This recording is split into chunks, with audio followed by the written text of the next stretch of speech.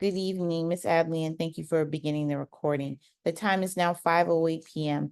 Good evening and welcome to the December 11th, 2024 Operations Budget and Fiscal Affairs Committee meeting. My name is Shayla Adams Stafford. I'm the chair of the committee and the District 4 board member. Welcome everyone to tonight's meeting. Ms. Adley, and please call the roll. Mrs. Adams Stafford. Here. Mr. Jungo. Here. Ms. Underful. Here. Thank you. With a quorum present, we will, the meeting will come to order. Colleagues, if there are no objections, we shall adopt the December 11th, 2024 meeting agenda. Okay, with no objections, the meeting is adopted. Colleagues, I also wanted to move that we will if there are no corrections, the committee is going to approve the September 18th and October 23rd meeting minutes. There being no corrections to the September 18th and October 23rd, 2024 meeting, the minutes are approved. Colleagues, I'm also going to move that we suspend parliamentary procedure for this meeting just to hear the presentations from the administration.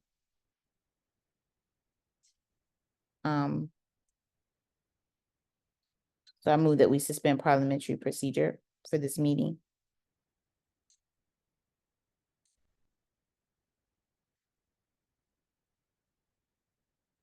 Can I get a second if there are no objections? I second. Okay, great.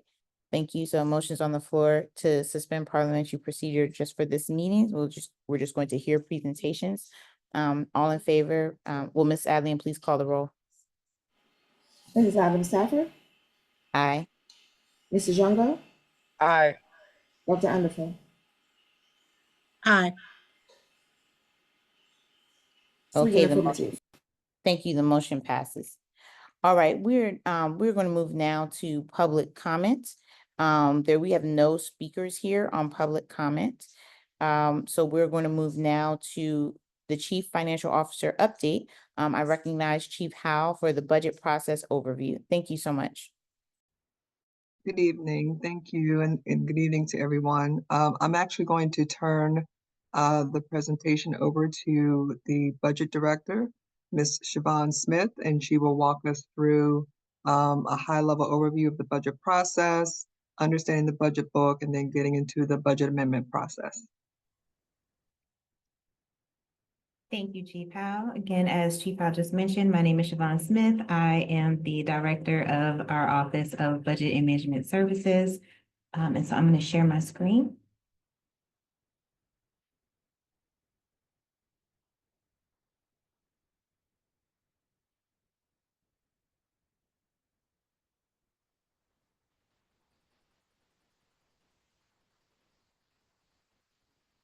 And then please let me know if you can see. You can see, okay. Okay. So I'm going to walk you through, as Chief Howell mentioned, I'm going to walk you through our budget process. We'll do a quick overview. We will walk through the amendment process, and then we'll walk through the budget book. And then if there's time, I'll do a quick demo of the amendment template that we're requesting board members to complete.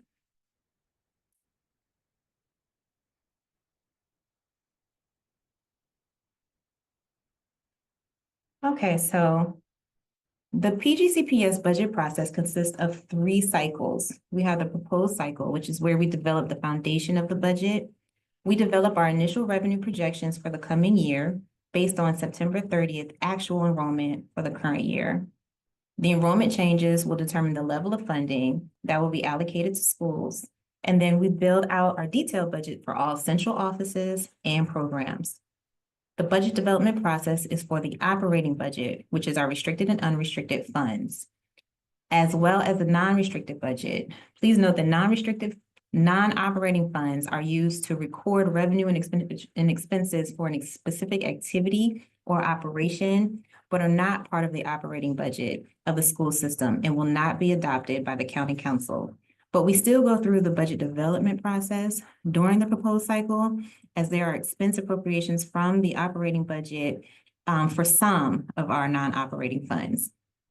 The second cycle is our requested cycle, and this is where the superintendent's proposed budget is approved along with any amendments by the Board of Education. And then lastly, we have a reconciliation or approval or approved cycle. And this is between the Board of Education's requested budget and the county's approved budget, which results in the Board of Education approved budget. So now we're gonna talk about the proposed cycle. This is where our this is what kicks off the budget development process. Over 50% of our revenue comes from the state through Blueprint for Maryland future legislation. As Superintendent House mentioned in his presentation last week, this funding is based on eligible September 30th enrollment counts and the preset per pupil amounts by Blueprint program. Additionally, Maryland's formula attempts to reduce the amount of disparities in education funding due to differences in the local wealth through wealth equalization ratios, which is basically our local wealth relative to the entire state. On this slide, we talk about the different unrestricted revenue projections. Please note that you don't see federal revenue on here because it is incredibly nominal in our unrestricted operating budget. The bulk of our revenue on the unrestricted side comes from our states, comes from the state share, local share, our board sources, and then use of fund balance. This slide just outlines the budget formulation timeline for staffing changes, discretionary changes, organizational changes, and program enhancements. The administration diligently completes all required templates for consolidation into one proposal for the CFO and superintendent. The CFO and her team compared budgeted expenditures submitted with projected revenue calculation to see if we have any funding gaps. The timeline is incredibly tight. We don't have a lot of time. Our program offices, they don't have a lot of time, but they do a really good job of going through their budget and ensuring that, where efficiencies can be had, they make those adjustments as possible.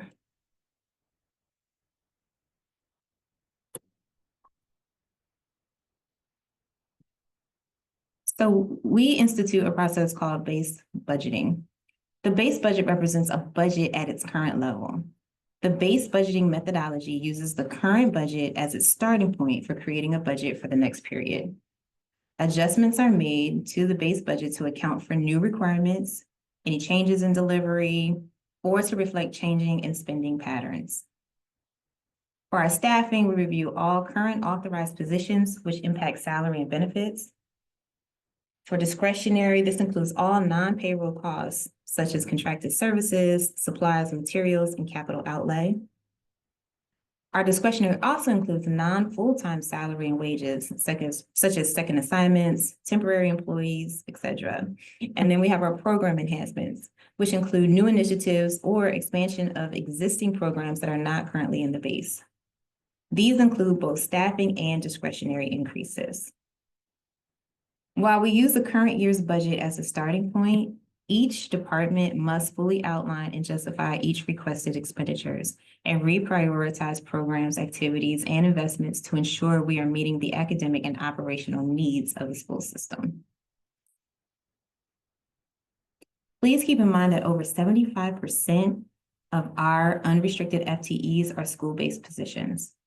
The remaining non-school-based positions provide the required academic programming, support, and guidance, school leadership, data analytics, and accountability, as well as administrative and operational support for the school system, which is a multi-billion-dollar organization.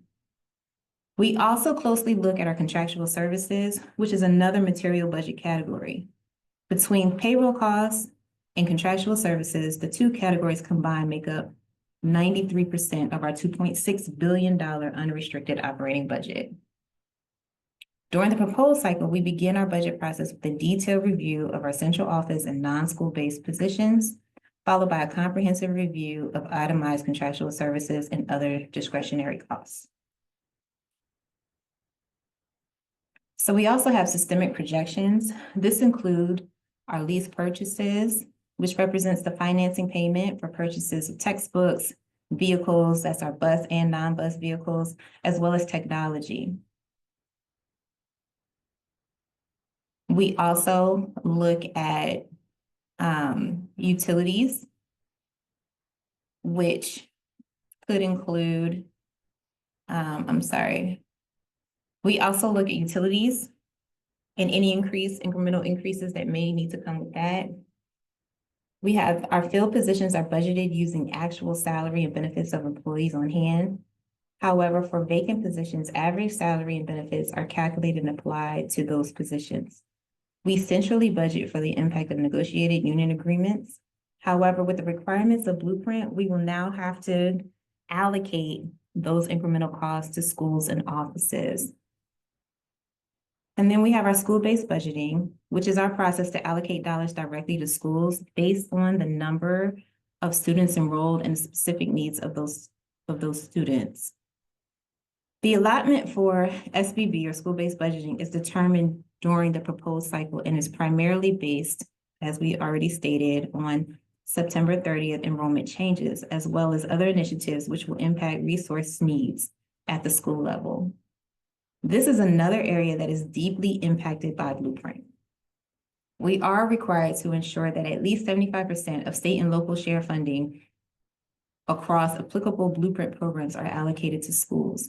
However, we know that a good portion of the 75% will be services and staffing provided to the schools, but managed centrally.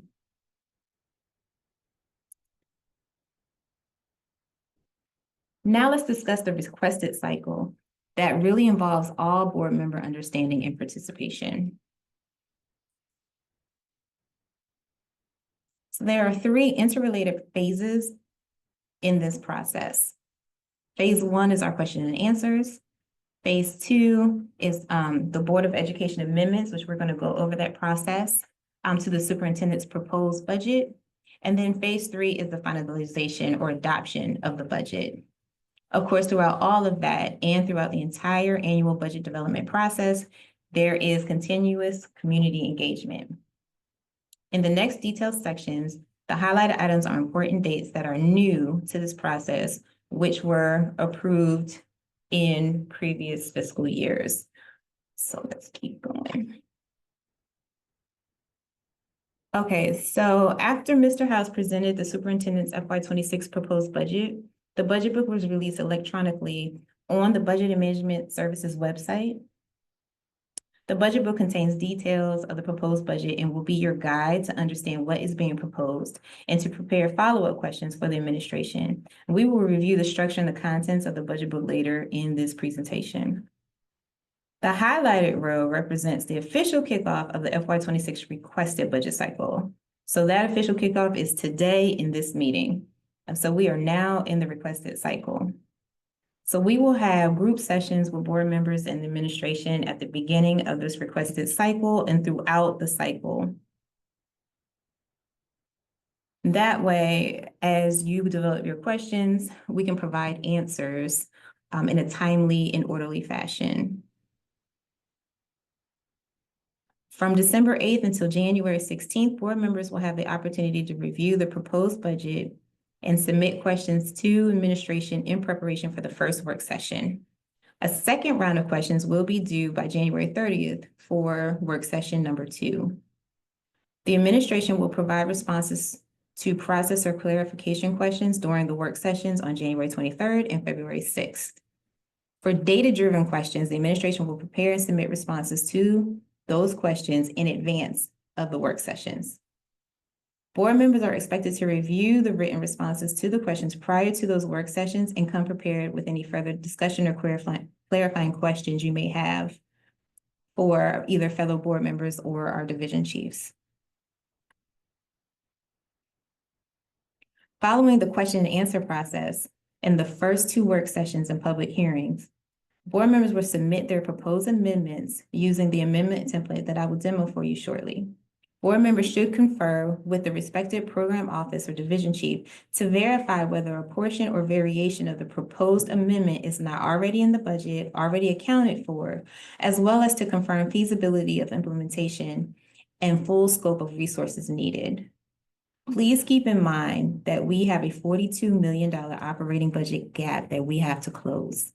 Any increase to the budget will have to be offset with a decrease somewhere to ensure that we have a balanced budget.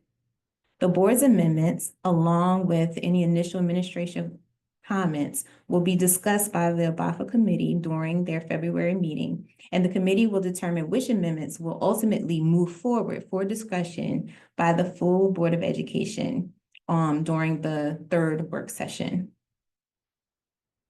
The third work session will be an opportunity for the board members to discuss each amendment and come to a decision, either by consensus or informal vote, on whether or not it should be included in the Board of Education's requested budget.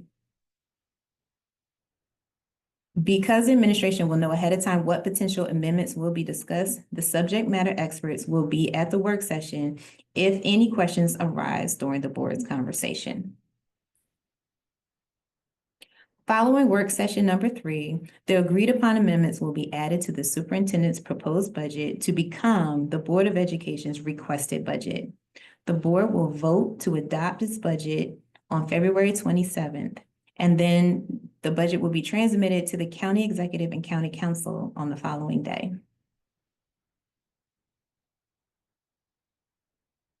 As noted earlier, there is continuous community interaction, input, feedback, and opportunities. Outlined in this slide are the various engagements for public participation. So now we're going to go over the components of the budget book. A separate budget book can be produced for each cycle, proposed, requested, and approved. Depending on the number of changes, the requested cycle may not be accompanied with a publication of an updated budget book. However, the approved cycle will incorporate all final changes approved by the board to include revisions during the requested cycle.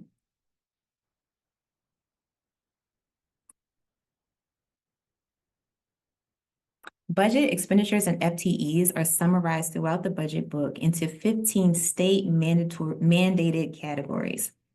There's a glossary in the supplemental section of the budget book, which provides an explanation of each of these categories.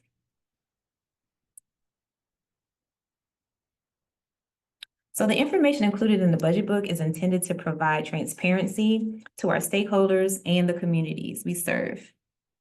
To navigate through all the content, I would recommend getting familiar with the layout of the budget book and what's included in each section. Then you should review the systemic org chart to understand the operational structure of the school district, central offices, and schools. You can then begin to focus in on the fiscal highlights and pupil population pages, which is in the introduction section, description of revenue sources, changes in revenue and budget highlights, which are in the financial plan section. These areas are the roadmap to understanding what is actually in the budget and will help guide your review when you want to dig deeper. The organizational overview and analysis were not initially included in the FY26 proposed budget book due to volume and time constraints. These pages are being developed currently and will be inserted into the existing budget book on or before December 20th. In addition, we will also add in the school-based expenditures and staffing. As noted earlier, the systemic org chart provides a good overview of how the district is structured. Each of our divisions are noted in the dark blue boxes with the respective departments and offices listed underneath. So we won't take time here to go into each of the recommended sections, but I want to briefly walk you through the fiscal highlights section as an example of how you can leverage this as a way to navigate the other areas of the budget book. The fiscal highlights captures changes, increases or decreases from the current year's estimated budget to arrive at a newly developed budget for the coming year. It summarizes changes in expenditures and FTEs. Mandatory costs are expenditures that are required by law or contractual commitments such as union agreements approved or proposed for the current budget cycle. The cost of doing business supports the ongoing operations of the school district, student-based support, technology, transportation, fuel, new school opening costs that are not included in CIP, etc. And then we have our redirected resources, which are reductions in the central office operations, which are redirected to invest in ongoing academic programs, program enhancements, as well as mandatory costs and costs of doing business. Changes in restricted programs, which are our grants, are also captured in this section and align with the change in restricted grant revenue. Finally, this section may also capture reductions in systemic budget assumptions, such as unemployment or workers' compensation. The summarized change in FTEs may not always align with the summarized change in expenditures. That is because the change in expenditures includes the summarized impact of discretionary and staffing changes. And then our organization improvements are investments in instructional programs and district operations. New organization improvements are summarized in the introduction section of the budget book, which you will see on the next slide. This summary provides more detail on the breakdown between the impact of staffing and discretionary changes by department.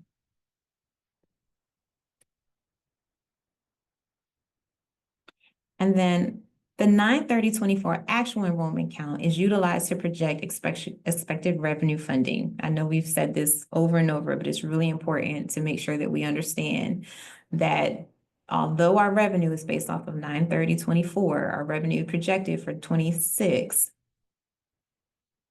the 9/30/25 projected enrollment is used for expenditure planning of school operating resources. So just remember, we only receive funding for eligible enrollment counts as of 9/30/24. However, in the past, we've allocated school resources based on projected enrollment counts by 9/30 of the respective school year. Please also keep in mind that Blueprint challenges this practice. It might force us to rethink how school-based resources are actually allocated to ensure we are in compliance with the legislation.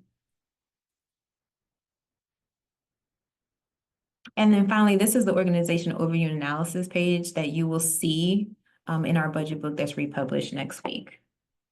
So you have your mission, supporting strategic plan, your core services, and your budget plan for every organization. We have our staffing and expenditures summarized as either restricted, which is our grant funds, or unrestricted. Some offices have one or both types. There are summaries of changes in grant funding captured in the financial plan and supplemental sections of the budget book. Please note that the FTEs to determine if there is a change in staffing in this area. Our salary and wages and benefits year-over-year budget changes are primarily due to FTE changes, if applicable, salary changes as a result of negotiated agreements, or changes in benefit selections or rate increases. In addition, budget to prior year actual changes may also be impacted by positions that were vacant in the prior year, which are budgeted to be filled.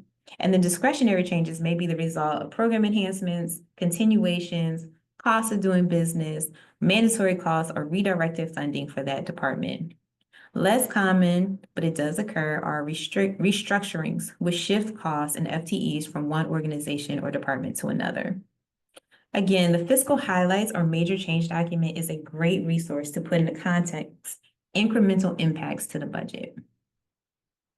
Program enhancements noted on this page actually relates to the special education office, but is captured here as an example of how it will appear in the organizational section of the budget book.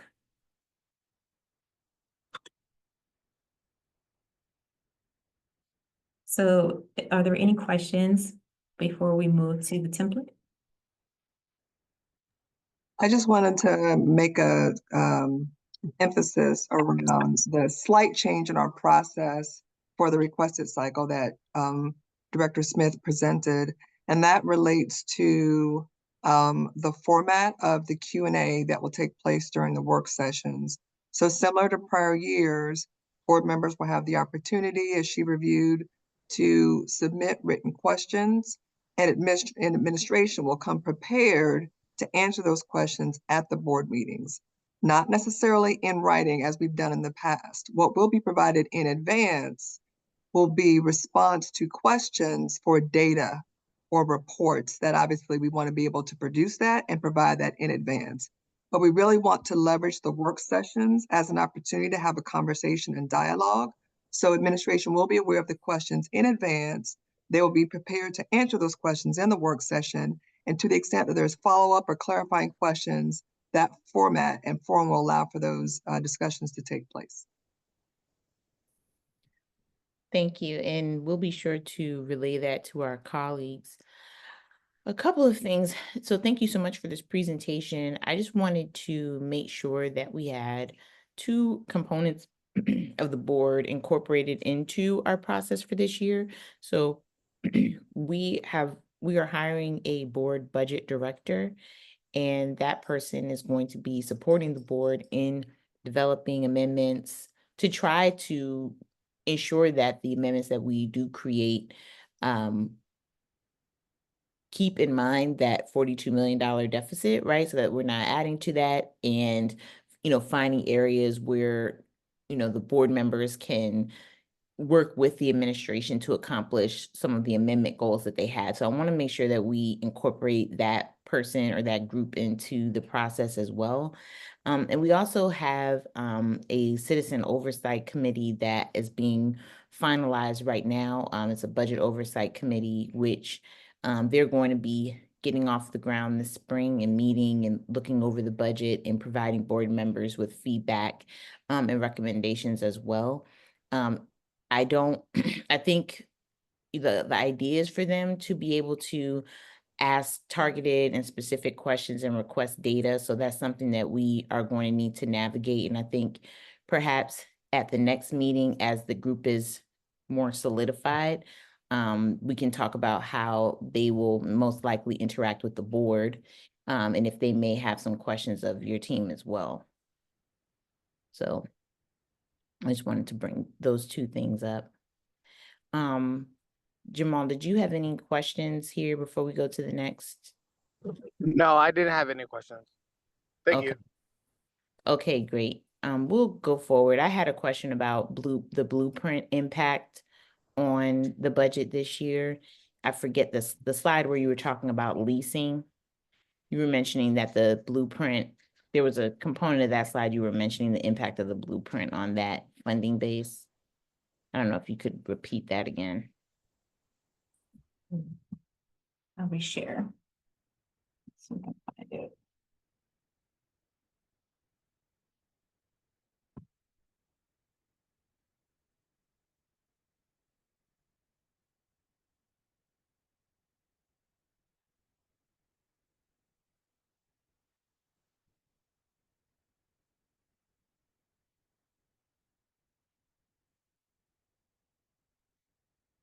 Okay.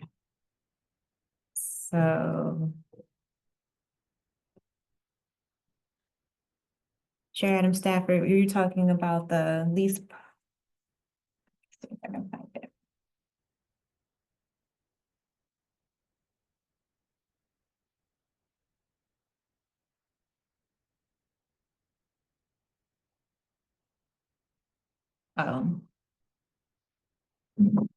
Was it this slide?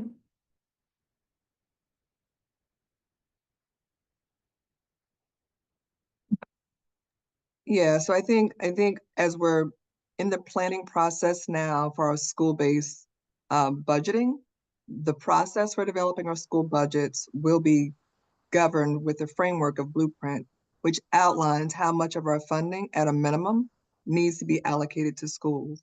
This is a multi-year phase implementation, but the expectation, the requirement is that ultimately at the end of the implementation, 75% of the funding intended to schools, a minimum of 75% of the funding intended for schools is actually allocated to the schools. And so what that means for us is right now, as you're familiar, we have a process that we go through to develop our budgets at the school level, and those budgets are developed by the principals, We also have centrally managed resources that are allocated to schools, and we have program managers responsible for that process as well. But the third component, which is a change for us and all the LEAs across the state, is we also have centrally managed school-based resources that are not currently allocated to schools. They benefit and the work is done on behalf of schools, but the budgets and the expenditures for that are in a central office cost center. So Blueprint requires us to actually have the budget and the expenditures for those items captured at the school level. So that is going to be a change for us to make sure that we're capturing all school-based costs, whether they're centrally managed or not, at a school cost center level. Tell me what the impact of that change will be in your opinion. How do you think, will there need to be additional training for school leaders, or what do you think the impact of that change will be? I mean, the impact of the Blueprint implementation is a major effort across the state for all school systems because of the various compliance requirements associated with it. There's the financial component, but there's the programmatic component. Ultimately, it's about improving academic achievement. I'm just specifically talking about that component with the school-based component. Sure. Yeah. So it absolutely is going to require additional training and support for our principals to understand how the flow of the money following the student and the development of the budgets will be changing for this year relative to years prior to. The process in which they go through to bid out the budgets for the resources that they have responsibility for, that process will be very similar to what they've done in the past, but having the full insight into the entirety of the budget that is actually going to be at their school, that aspect of it will be different. In the past, they've always had visibility into not only obviously the budgets that they developed, they also had insight into those positions or resources that were centrally managed, but they were still at the school level, so they could see that in their budget and they had insight into that. The other component that will be new and different for them is the centrally managed resources that they did not see in their cost center prior to. So just understanding the requirements of Blueprint, how the budgets have to be developed, how the resources have to be utilized, absolutely is going to be a training and education effort. And we've already begun some of those conversations with our principals and principal leaders, but we're at the very early stages of that planning process. Okay, that's good. I'm wondering, with the school, do we have, we have, school-based budget committee, like community committees? Let's make team better. Will they be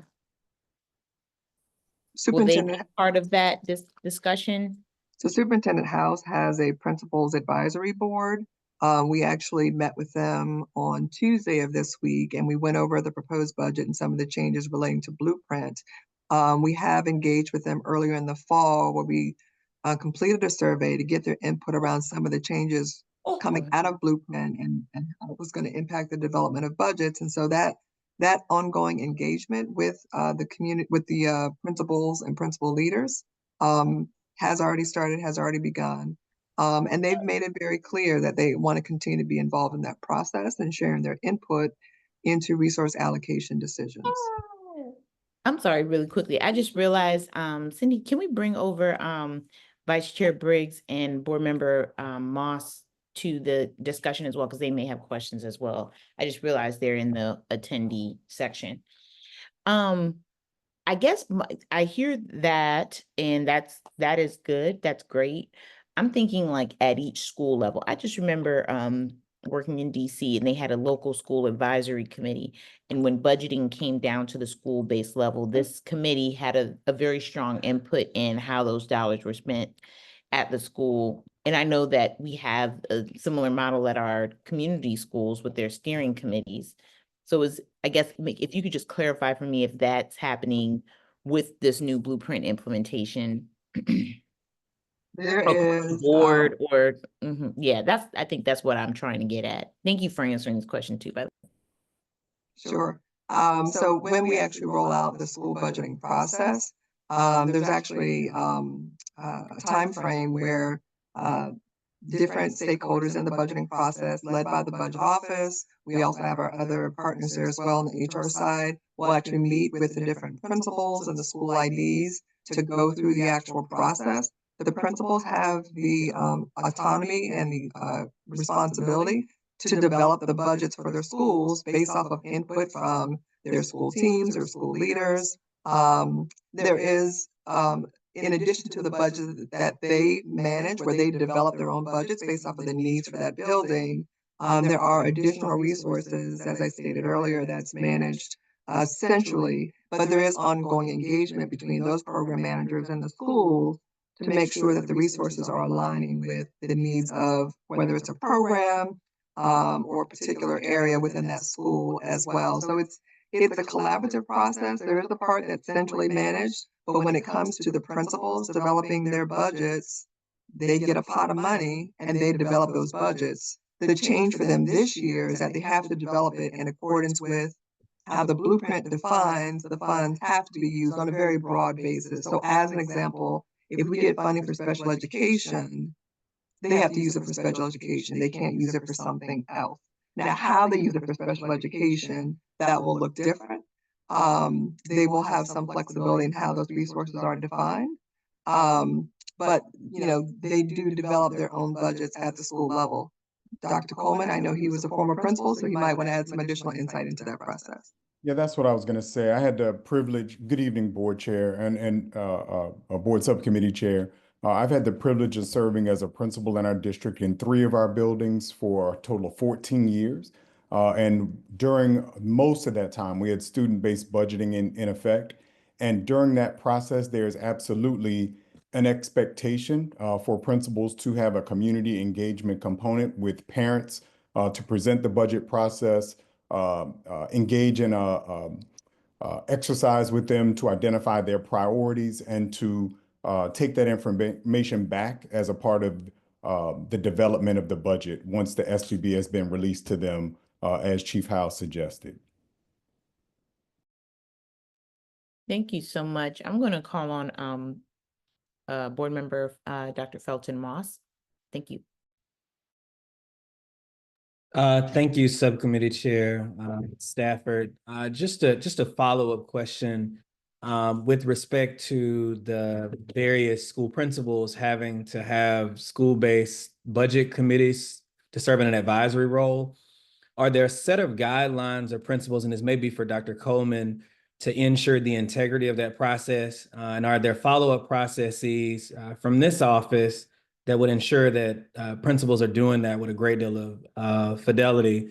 And also layered with that, as a former principal, I remember my first year, that might have been overwhelming for me. So are there a set of guidelines and principles that are guiding that to be able to support principals on their journey? And just connected to that, do we have uniformity across the district with that process? Yeah, that's a great question. And we do have various touch points with principals, especially new principals, with regards to the budgeting process. That actually takes place well in advance of school budgeting. It takes place when they become a new principal. So earlier in the summer time frame, we actually go through that process and we actually take them through a mock development of a budget. Obviously, it's almost a year in advance, but we want to at least get their feet wet in how that process works. And they have an opportunity to kind of develop a mock budget and kind of really work hands-on in the development of a budget for the very first time. Now you fast forward to the spring timeframe where we actually get into the budget process. There are very detailed budget guidelines that are shared with the principals, and there's actually training that's provided. I forgot exactly the time frame associated with that, but it's before the school budgeting process kicks off. Our budget team will actually facilitate those sessions with the principals, with the instructional directors, and we will go through that budgeting process and help to facilitate the answering of questions and also support them as they begin to work on their budgets. Some principals are more seasoned than others. They've been through this process, many times before. So sometimes during those sessions, they will actually be well into the development of their budget, and it's an opportunity to maybe ask clarifying questions, whereas others may just be starting their budget and waiting for that instruction before they kind of dive in. So you've got a wide range of experience when it comes to the budget development process. and we try to be there very supportive throughout that entire process to ensure that they have the right level of guidance that's needed. There is an extensive review of their budgets. So once they've actually completed their budgets, it's submitted to their instructional director.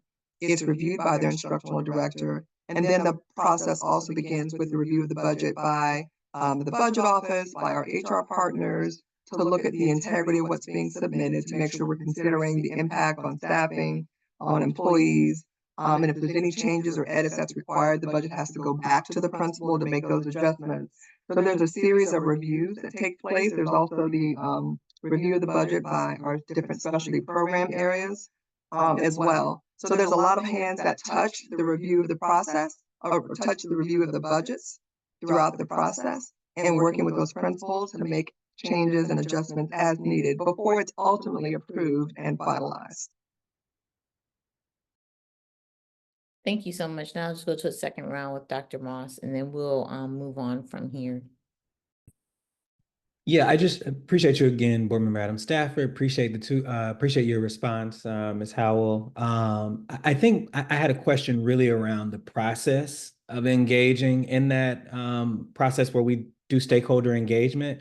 Are there a set of guidelines for the principals around what that process should look like?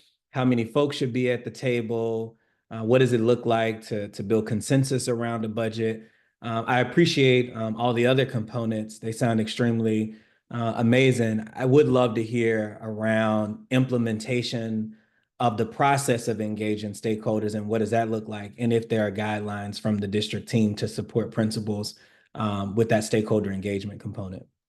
One thing that we have provided in the past is a shell of a presentation that includes some initial information around the budgeting process, some key metrics to consider, whatever the budget challenges we may be facing for that year, that the principals can then take, and then they begin to customize the remainder of that presentation as they're engaging with their parent-teacher community organizations or other stakeholders around gaining their input or their insight or their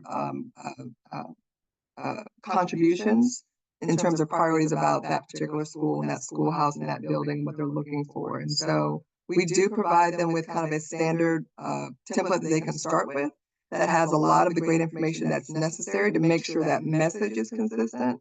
But then we give them that flexibility to kind of layer into that and make changes as they see fit, as they're engaging with their community that they support. Thank you. Thank you so much, Chief Howe. Chief Howe, would you be willing to, after this call, perhaps if we could set up like a follow-up call with Dr. Moss to just talk a little bit more about community involvement in this school-based budgeting process? Just to, because I'm sure that he has some more follow-up questions. I know I do as well, but I think what we're wanting to know and see is a model where the budgeting that is happening at the school-based level is really rooted in a community framework where they have like some norms and protocols by which the budget has to go through an approval process from the community and from the certain stakeholders that maybe are elected by their community. And I mean, that might be something that may take several years to build up to that infrastructure ultimately, but perhaps we could just talk about what is in place currently and then some things that we think would really help with that community-based budgeting. Sure. I mean, I think I'll just kind of close out by saying there's a standard framework that we provide for the principals, but we really give the principals a lot of autonomy in the way in which they engage with their communities because it is different and it does vary about what that actually looks like. But I'd be happy to meet separately offline and kind of talk through that process. And if there's a need to kind of develop some more norms that the principals can follow. But I know that many of them do, start with kind of the general framework that we provide, and then they kind of build it out from there to determine what's best for their school. Thank you so much. I think we can go now to the next part of the presentation.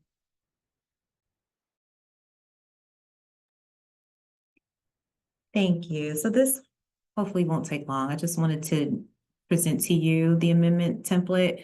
So that you guys can just look at it. And then if you have any questions, we can go from there. So I'm gonna share my screen again.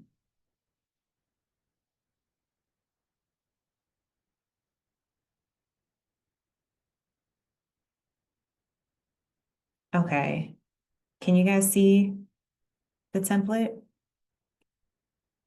Okay, so trying to simplify it just a little bit. Basically, you would just enter, so for example, Chair Adam Stafford, you would enter your name here, and then you don't have to worry about this part at all yet.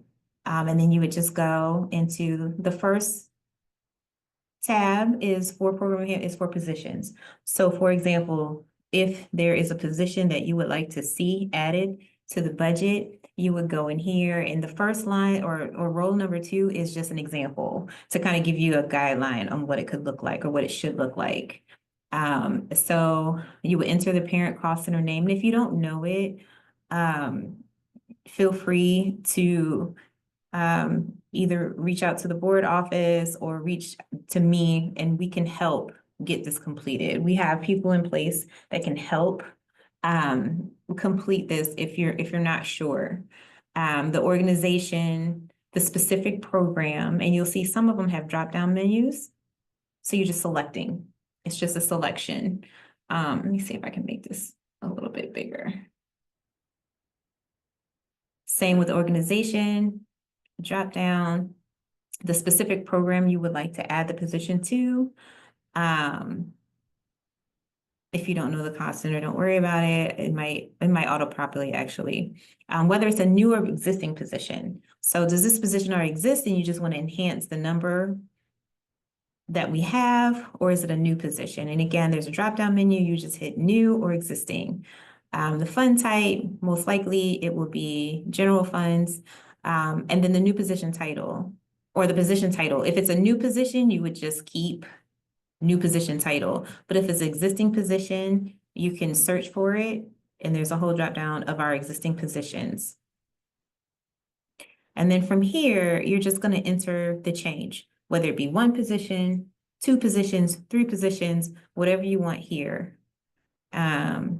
Everything else may auto-populate. And then the only other part, and this is primarily due to Blueprint, 1, priority ranking, because again, we still have a budget gap that we're trying to close, so we want to understand the importance.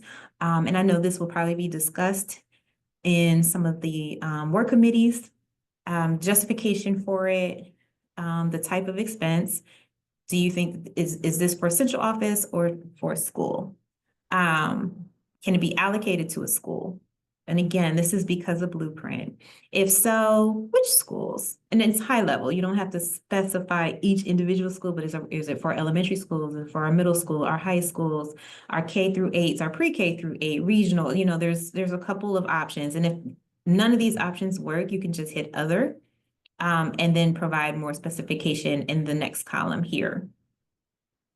And then you can, is this item tied to Blueprint? And if you're not sure what that means, yes or no, we do have over here some high level guidance on, you know, what the 5 pillars are for Blueprint and what some of the programs are.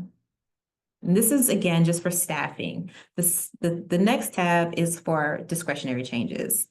Any type of contractual service you may want to add. And again, it kind of goes through the exact same process and just a description of what it is that you're trying to do. And the amount, how much do you think estimate that it's going to cost? We do ask that you, and I think I said it in the presentation, please work with, we ask board members to please work with the respective program office, just to have a full scope of what this is actually going to cost, because we want the budget to be a true representation of this enhancement. We don't want to under or overestimate as much as possible. So we want to get as close as possible. And so please work with the office, our subject matter experts, to better flush this out. And then also for feasibility, because sometimes we have great ideas that are important, but the feasibility, we're not going to be able to implement that in 1 year. It may need to be a phased approach.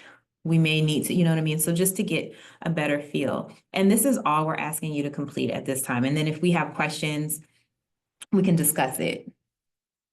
We can reach back out, we can have conversations during the work committees, but do you guys have any questions about the template so far? Thank you. No, I think this is a much more simplistic view, and I like how it has the sort of two tabs here that we can toggle between. I think one of the things that I'm hoping will happen is that the board's budget director will be able to support board members with this so that they can accurately fill it out and understand sort of what would be taken away for the initiative that they're trying to put in, or, you know, where there may be some hidden costs maybe they're not considering, so that when we're working together, the board members can have a more robust understanding of the impact of the amendments that they're proposing. So I'm hoping that when we have those 4x4 meetings, and I know Ravel, we're in the process of bringing on the team that's going to be helping the board members. If the folks that are going to be supporting the board in that can be included in those 4x4 meetings, which also brings me to the question of board members talking directly to the administration in terms of different staff members. And I've heard you guys mention that a couple of times today. And, you know, typically board members communicate just with the superintendent. So that we're not, you know, emailing different chiefs and we have this new system where we're putting in requests.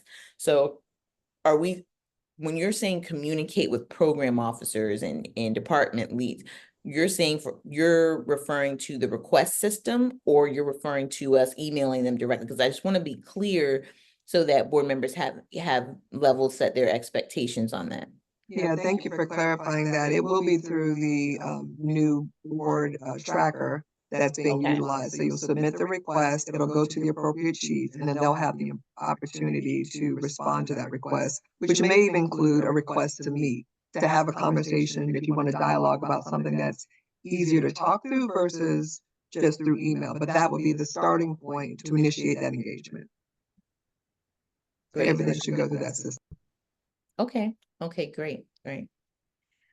Okay, alrighty, so let's, if for that one, Dr. Moss or, excuse me, sorry, Jamal Jongo, do you have any questions on the amendment process, and Dr. Anderful and Dr. Moss?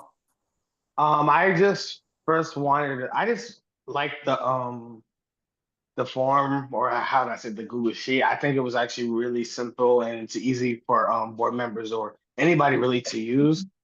I did have a question, Get ready to do your mainly surrounding the part where we choose the grade levels for, like, I guess, like, if we want to classify something, like if we want it for pre-K, high school, elementary school, is there an option where we could like select all, like if it's like a thing where it could be chosen for all levels of education?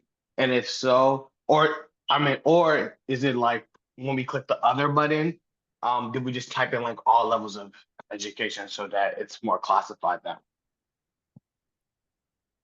Yes, exactly. So, and there is an option for all. It's all including charters, all excluding charters.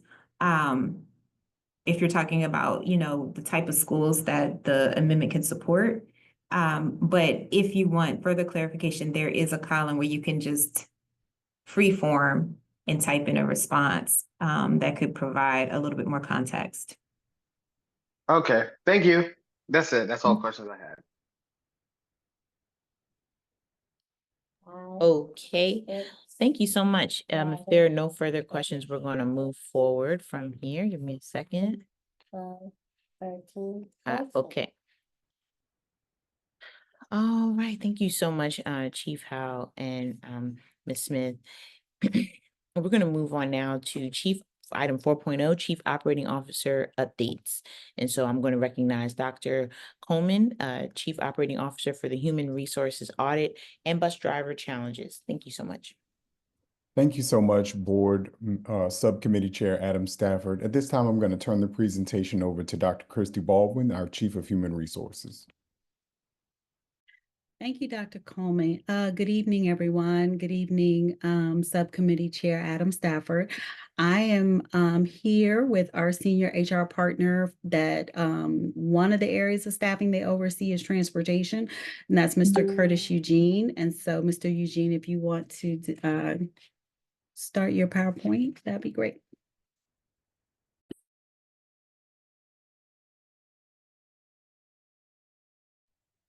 Thank you, everyone, and thank you, Dr. Baldwin.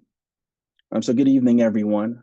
So we're here just to provide some brief updates regarding transportation, specifically as it relates to the formative transportation audit that occurred recently, and its implementation for this fiscal year. So in terms of just providing some updates, currently from a bus driver fill rate, we're currently at 82%, and this is in comparison to being at 74% at the beginning of the school year. Also, as it relates to bus driver vacant FTEs, we're currently at 183 versus being at 267 at the beginning of school. This is a reduction of 84 FTEs. One of the things that occurred this school year is really an expansion and of the diverse recruiting mediums that we were utilizing this year. It included, similar to before, radio, television ads, and so forth. But some of the areas, and you can see the illustration that we really expanded to, and I really give a tremendous kudos to our recruitment office, as well as communications, included the Mall of Prince George's, Beltway Plaza. One of the things that was pretty unique is Outfront Media Marketing, which is bus advertisement, and you can see that there. Bowie Town Center, as you can see in some of the malls, in some of the food court areas, we had different announcements and publications. So we really tried to be very diverse in the different areas that we recruited and let individuals know that we were hiring, and specifically hiring for bus drivers. One of the questions that's come up quite consistently has been bus driver compensation. And so this detailed analysis was done by our compensation and classification area, just looking at what the market comparison is for neighboring and other LEAs from a comparative standpoint. And as you can see, Prince George's County Public Schools is really from a minimum wage, a minimum pay wage standpoint. We're actually the third highest in terms of what we start individuals at. But when you look at our midpoint and our maximum, we're over 100% from a market comparative standpoint. I think that's really important to note, as well as looking at the maximum pay range where we are, we're actually second to Fairfax County, which means, and what's significant is that the maximum pay wage, we're actually $10 more, approximately $10 more than some of our neighboring LEAs. So an individual has the ability from a longevity standpoint and an earning potential standpoint to earn significantly more with us as they build in their retirement and to be in a much better situation going forward. So again, the summary states that PGCPS is within the market at the pay range minimum and above the market at the pay range midpoint and maximum. So again, this is something that consistently comes up as it relates to compensation in terms of where we are relative to our competitors. Within the DMV, it's a very competitive area base in comparison to the private and public sector, but we're very competitive from that standpoint. Where it comes into play, where there are some opportunities, the minimum right now for a bus driver is 6.5 hours. Versus some of our competitors, their minimum may be at an 8-hour workday. So that's an opportunity that exists from that standpoint. There were several key audit recommendations that were made as a result of the audit that we wanted to denote where they had been implemented. So and the subject areas are, as noted, economic support and opportunities. One of the things that was done is to minimize economic barriers. Candidates do not need to pay for fingerprinting and background checks. This also includes DOT physicals, TB tests, drug screenings, which are completed via various partnerships. Candidates can be temporarily hired as a bus aide during the CDL training period. So that way, once they're learning and looking to get their learners, they have the ability to be hired with us, acclimating themselves to the transportation environment, and making sure that this is something that they want to pursue, and having a very supportive structure around them and encouraging structure around them as they pursue their learners so that they can eventually transition into the actual bus driver CDL training class. What we want to thank the board again is with the most recent contract negotiations effective July 1st, there was an increase in the pay for bus drivers, but also there was an increase in pay for the CDL bus driver trainees, which is not covered under a bargaining unit. But these are individuals that are we actually do have paid driver training and paid driver CDL prep class training as well. And so that was increased from $15 to $18, just to allow us to be more competitive in terms of recruiting and attracting individuals to pursue that career path. And another section was regarding concurrent processing. That was an opportunity that was presented. So where possible, items such as new hire paperwork, medical tests, CDL theory prep, they're done in parallel versus having to do them sequentially. And that definitely minimizes the onboarding and processing time for our candidates. Another area that was put forward as a recommendation was the enhanced candidate tracking and support. We're actually in the midst of finalizing a system to track each phase of the hiring process from the interview to the actual start date in the training class, so that as individuals come in and inquire, we can know exactly where they are, know where to follow up from that standpoint, just to expedite their transitioning from an applicant to somebody that's actually hired with us and able to start into the training class. Another section that was highlighted was improve administrative efficiency. Our internal processes continue to be and were streamlined. And one of the things we did is that applicants who do not respond within 30 days are no longer considered. So resources can be redistributed to be spent on active job seekers. One of the delays that occurred before in the processing and time that it took for individuals to be hired is I'll use the word, being very generous with individuals as it relates to if they applied, we kept keeping them in the pool, in the candidate pool, and kept going back to them and kept going back to them to really see if they were interested in pursuing the career path thing. So we really had to determine that after 30 days, if you are not responsive to the efforts, be it via the phone, email, text, the various means that we reach out to individuals, then we would determine that you were no longer interested so that we could spend that time on active job seekers. And that has tremendously helped us in reducing the amount of resources depleted to individuals that are not interested. Another area that was recommended was to add staffing in the HR department dedicated to recruitment and development for bus drivers and aides. And one of the things that was shared earlier from a fiscal standpoint is that we're currently experiencing a tremendous budget gap and fiscal challenges. But one of the things I'd like to thank publicly Dr. Baldwin is we were able to execute this recommendation of adding staffing. And what Dr. Baldwin did is there was a strategic realignment of the existing human capital, whereby we do have a dedicated administrative staff that is primarily dedicated to transportation, to follow up on individuals to see where they are in the process, to provide guidance and assistance. And that allows us to also do in-person assistance with individuals that may have some technological challenges. And that has tremendously helped us as well moving forward in that process. So although there are current fiscal challenges, that was not an impediment for us to actually dedicate staff from a strategic decision to assist with that.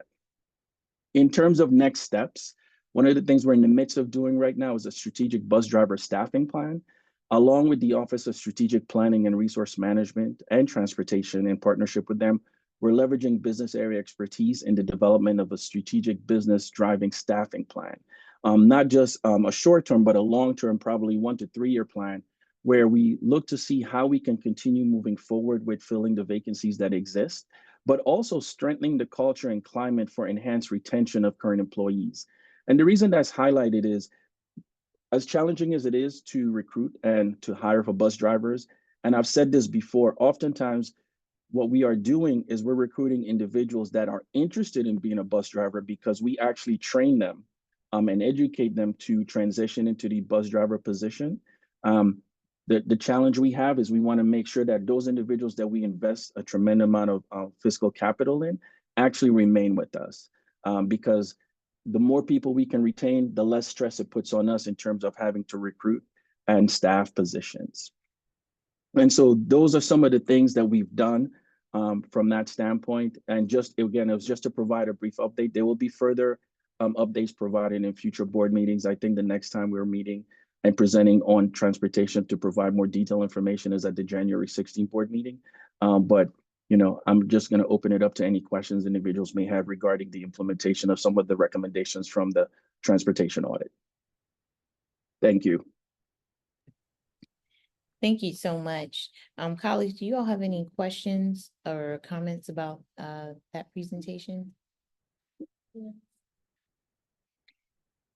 I'll just start off by saying I'm really excited to see the decrease in the vacancies. And to hear about how the implementation of those recommendations have led to a more streamlined process. Would you say, is there a way to quantify on average from application to, hiring, like actually giving the job offer and, hiring folks? How much that time span has decreased as a result of the implementation of some of these recommendations? And then I'll go to Dr. Moss. No problem, Board Member Adam Stafford. One of the things I can probably get more detailed information to provide that specific question in the future. I know one of the things that was presented during the formative audit is that it could take up to 12 weeks for individuals to go from the interviewing time frame to the actual hiring time frame. We know that that has been significantly decreased, but again, part of that was because of what our internal process was. We allowed individuals to stay in the pool for an extended period of time. Once we committed to saying, okay, if you don't proceed forward with what's required and what is asked of you to demonstrate a sincere interest in working for Prince George's County as a bus driver or as a trainee, once we reduced that, that significantly reduced the time from the 12 weeks to less. So, but that level of detail, we can provide that in a future date for you. We'd really like to see that. I know I can speak on behalf of my other colleagues as well. I'll go to Dr. Moss. One, I just want to say, incredible work from this team to respond to the audit. Lots have been said about transportation, but so much, it's so encouraging to see some of the changes being made tonight. So I wanted to just hold space and honor and respect the work that you all have done to respond to concerns immediately. And my question is, have you all thought deeply about proposing any incentives packages beyond what has already been done for bus drivers, and how the board might be able to support that in the future? You could whet our appetite just a little bit around what might be coming in the budget process to support the onboarding of more bus drivers. But again, I'm really here just to praise and thank you. And thank you so much, Dr. Moss. So what I would say is what's exciting and interesting at the same time is that we're currently in the midst of negotiations for Local 2250 because the current contract expires during this fiscal year. So to your point, anything that involves incentives, compensation, retention bonuses, anything along those lines are things that are negotiable. So that's going to be part of the discussion. But again, so any support that can be provided with that would be most welcome. But I also want to be very mindful of what was shared earlier, is that we're currently in a very challenging fiscal time. And so it's going to be an interesting time for negotiations because that is something that is definitely going to come up. So it's going to be a delicate balancing act that we have to ensure, how we allow individuals to, make sure that we continue to be competitive in the marketplace, continue to be competitive with a very challenging position to fill, but at the same time being responsible for the fiscal concerns that we currently have as a district.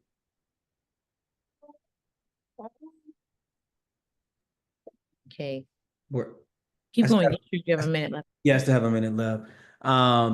Is there any way to publicly talk about some of these adjustments that have been made? Is there a plan to be able to do that? Folks like to hound on us a good bit about transportation. And so whatever good things we do, I think it's important that we highlight those to the general public. I'll be sure to say it when I go to community meetings, but is there something we'll be doing to talk about where we are with these updates? Just to speak more generally, we provided the board with a first quarter transportation action plan update related to the first phase of the prioritized recommendations from the formative audit. Our commitment to the board and to the public is to give quarterly updates throughout the year. So our second quarter update will be at the January 16th board meeting that Mr. Eugene referenced. It'll include a deeper look at the HR piece as well as a comprehensive look at where we are with the implementation of the action plan, and even look at the areas that we're going to expand the plan moving into school year 25-26. So yes, sir, that is coming.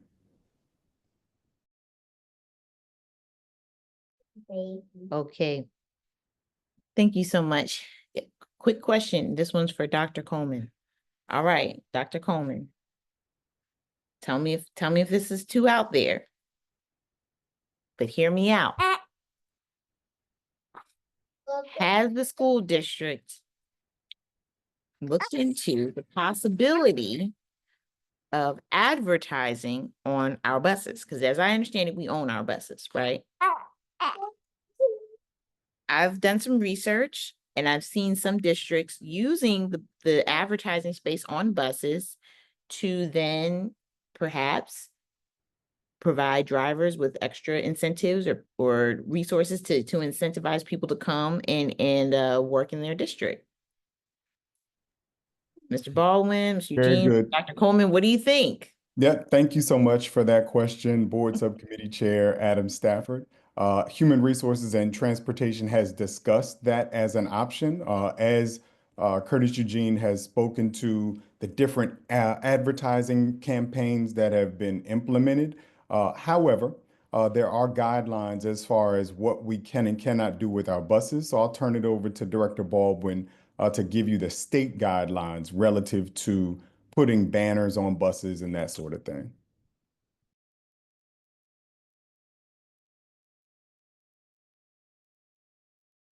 You're on mute, Director.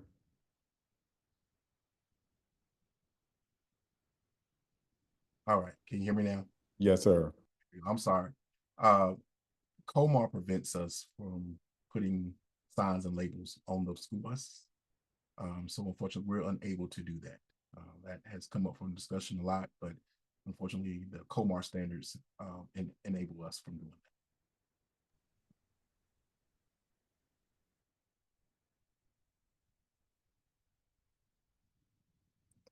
But even with that limitation, that's part of why with Human Resources and the recruitment team, we've tried to look at other inventive ways to advertise to the community for if you want to drive a bus, tell us so that we can recruit the candidates that we need. But I'm not even talking about recruiting bus drivers. I'm talking about selling ad space on our buses.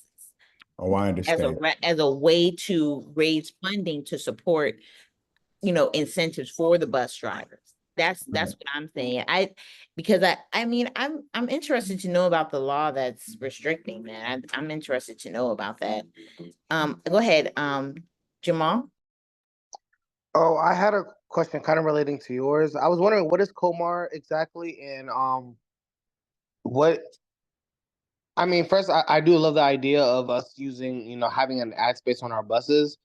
I do understand there's probably some type of regularity of what could be on the bus. Of course, maybe making sure that the companies that, use our buses for advertisement, still are like morality wise are still in the lines of PGCPS code and everything. But yeah, I just want to know, what is COMAR exactly, so I can kind of get an understanding of how the regulations are on our buses. Yeah. So he's referring to the annotated code of Maryland, and I don't know the exact law that restrict this, but we can certainly look into it and try to find out. But we also have our smaller vehicles. Now, the smaller vehicles, are those owned by PGCPS or are those leased? Or even like the maintenance vans, or whatever, I guess. Right. Good question. Yeah. So the COMAR standard, if it is, I can put it in the chat for you. It's there. It pertains to just school buses. When we start talking about the white fleet, there are standards for the white fleet. There are less restrictive standards for our white fleet than for our school buses.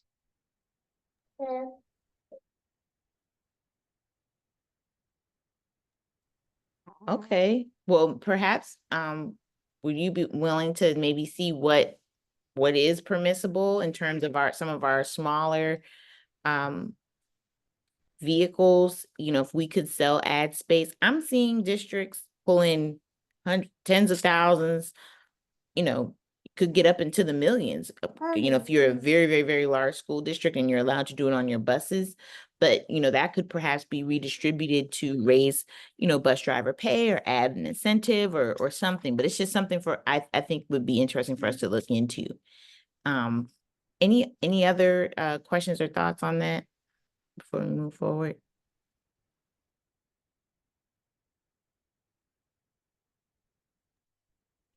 All righty. Okay. Thank you so much for that presentation. I think we are here at the end of our meeting. So again, I wanted to just thank everyone for being here tonight. So the next virtual OBAFA meeting is going to be on January 29th, 2024. If you can continue to check the PGCPS website for more information and updates, just two quick updates. So the board will be pulling in a board budget director and pulling together our budget oversight committee, so the public can look forward to those committee members being announced and voted on. And then we also have hopefully we'll be having our pop-up sessions as we did last year in North, Central, and South County to support the community in understanding the superintendent's budget and the components of that. Any other updates? Okay. There being no further business, I want to thank you all for the great discussions. The time is now 6:24 and the December 11th, 2024 OBAFA meeting has been adjourned. Thank you all so much.